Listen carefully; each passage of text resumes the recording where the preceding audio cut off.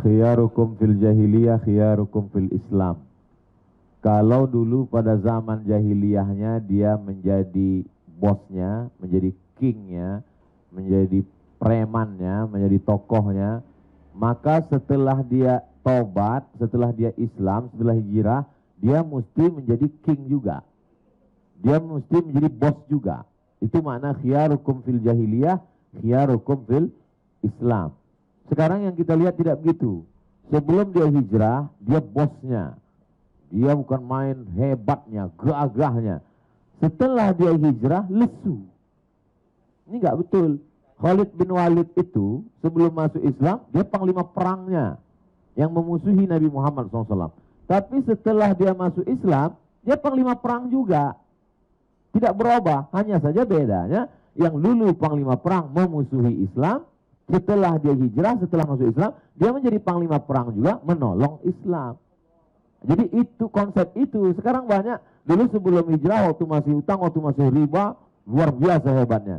Lalu kemudian setelah hijrah, ditinggalin semua bisnis, tinggal masjid, baca Quran, nunggu malaikat maut datang.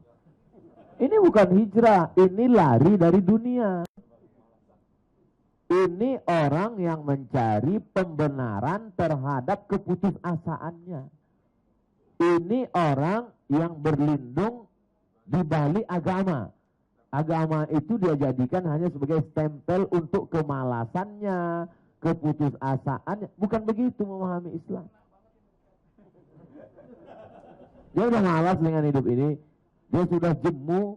Akhirnya, lalu kalau antum-antum yang dulu sudah makan riba, sudah ngutang, sudah buat dosa, sudah buat maksiat. Lalu yang menyelamatkan 4 tadi.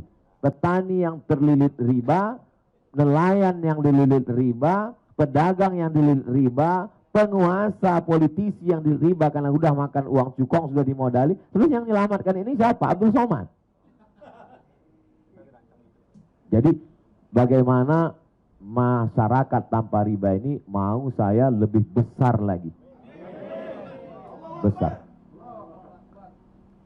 Kajian-kajian seperti ini tidak selamanya mesti di-upload, tidak selamanya mesti direkam, tidak selamanya mesti diviralkan. Ini penyakit umat Islam. Umat Islam ini semua mesti diviralkan. Sedangkan mereka enggak.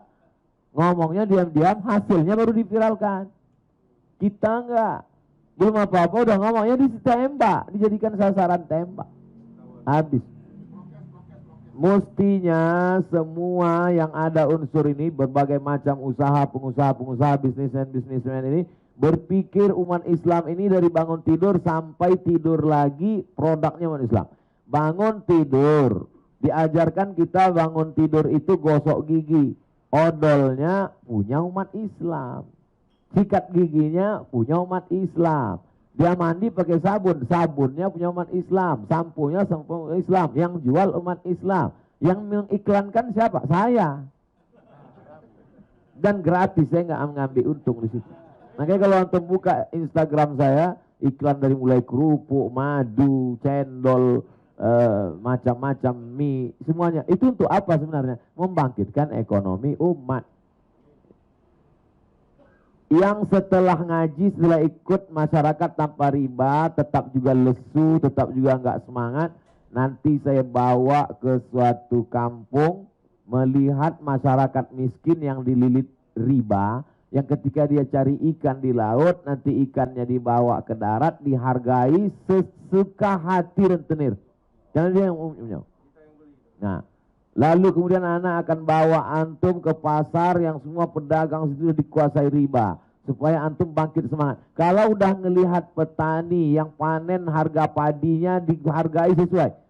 Saya yang punya uang, saya yang modalin kamu pupuk saya, maka saya yang menetapkan harga. Terserah saya mau bayar berapa. Kalau mau ambil, nggak mau, toh diri kamu, rumah kamu, kuasa kamu sudah dalam. Jadi kalau itu nggak juga membangkitkan semangat antum, antum ini hijrah atau pura-pura hijrah. Nah, jadi disinilah kita bersinergi, kita bekerja sama, berkumpul, itulah makna jamaah. Jadi makna jamaah itu jangan kita pahami sholat berjamaah. Gimana sih anu setelah hijrah? Alhamdulillah sholat jamaahnya sekarang mantap. Sholat jamaah anak SD juga bisa sholat jamaah. Anak TK pun bisa sholat jamaah. sholat jamaah ke masjid, sholat jamaah ke masjid. Orang masih tertelan riba, orang bisnisnya makan riba, dia nggak mau tahu. Yang penting sholat jamaah. Bukan itu. Hidup berjamaah, berkomunitas, menyelamatkan orang lain. Bukan berarti orang Islam itu kalau sudah sholat berjamaah, puasa sunat Senin Kamis, pergi ke Makkah, tawaf sa'i dan umrah selesai. Kalau begitu Nabi Muhammad nggak turun dari Gua Hira. Turun wahyu dia cukup di atas tahajud zikir, datang malaikat maut, mati selesai. Nabi turun ke bawah. Islam tidak merubah kita menjadi makhluk langit. Islam tidak merubah kita menjadi makhluk bersama malaikat. Kita tetap menjadi kemanusiaan kita, berpikir dengan pikiran langit, wahyu, tapi kaki kita tetap membumi, berjalan dengan makhluk di atas muka bumi Allah Subhanahu wa ta'ala. Saya tidak mau dijadikan ustadz yang berada di atas menara gading. Dimuliakan, dihormati, dicium tangan, disanjung. Enggak. Saya turun masuk ke hutan. Saya ikut panen madu. Saya jalan kaki masuk ke kampung-kampung. Saya melihat ke pantai-pantai. Bagaimana nelayan kita. Pergi saya ke pulau. Bagaimana kesulitan ekonomi mereka. Untuk apa? Saya bawa cerita itu. Kalau orang tidak percaya cerita itu, kita akan pergi bersama. Untuk apa? Membangkitkan semangat. Itulah nilai jihad kita. Kalau tidak, maka habislah harapan. Semua akan dikuasai riba. Dan kalau yang dikuasai riba itu orang lain, kita sebagai penonton. Tapi kalau yang dikuasai riba itu anak kita, menantu kita, keluarga kita, maka cerita-cerita inspiratif antum yang sudah dituliskan menjadi buku, tidak semua orang membaca. Hari ini orang malas. Kita di bawah Vietnam tentang kemampuan baca. Buat video-video pendek, konten-konten, buat satu channel, ceritakan bagaimana antum punya utang 58 miliar. Saya membayangkan orang punya utang 58 miliar itu kerut wajahnya seperti jeruk purut.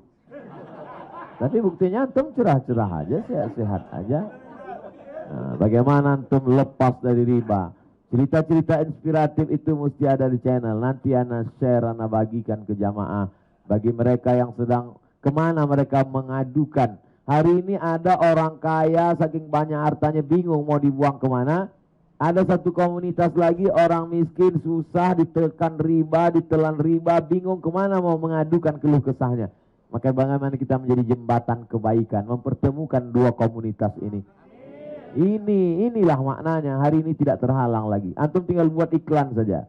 Anda terjerat riba, hubungi kontak person berikut ini, alamat cabang di seluruh kecamatan seluruh Indonesia. Antum mesti buka di kantor-kantor setiap kecamatan. Kalau antum mau menyelamatkan Indonesia. Tapi kalau tidak antum akan melihat Indonesia ini tenggelam dalam jeratan riba, namanya Indonesia, bajunya Indonesia, tapi isinya udah dikuasai rentenir-rentenir. Nauzubillah.